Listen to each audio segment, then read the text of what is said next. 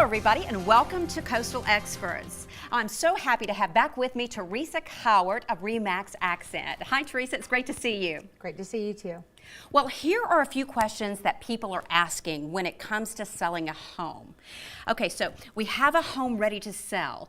Does the house have to be vacant during the selling process? No, absolutely not. I think that vacant homes sometimes appear very sterile. So a lot of people like to be able to envision how their furniture may fit into the home, and if they see your furniture in it, it helps them, especially in some floor plans are harder than others, especially if you have really nice things and it smells good, it looks good, and they can feel themselves living there. It actually helps.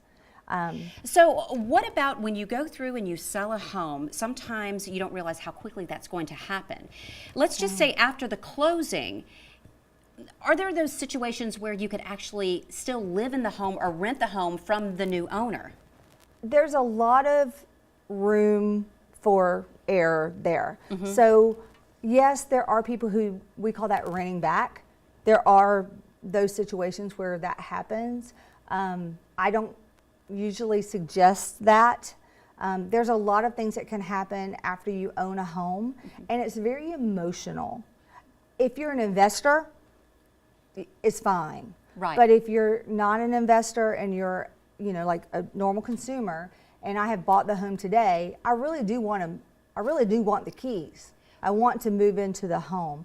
So when you do the rent back, what happens if God forbid, a pipe bursts tomorrow? Who's responsible? It becomes very gray. What about closing costs? So we've sold the home and it gets down to the business portion and the contract negotiations and all of that. Who pays closing costs? And is that something that the seller always has to do, pay closing costs? How does that work? The buyer and the seller have closing costs that they're responsible for.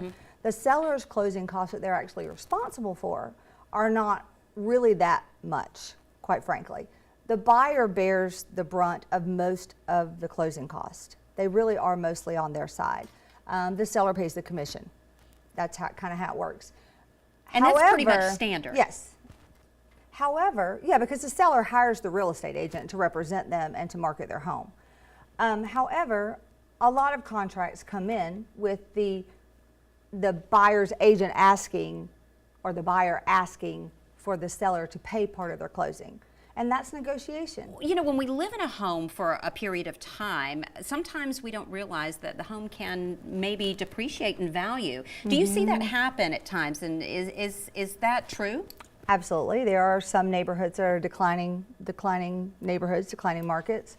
And then there are homes that are just declining. And a lot of times it's because of the upkeep, because they just haven't done what they needed to do to do the upkeep on their home.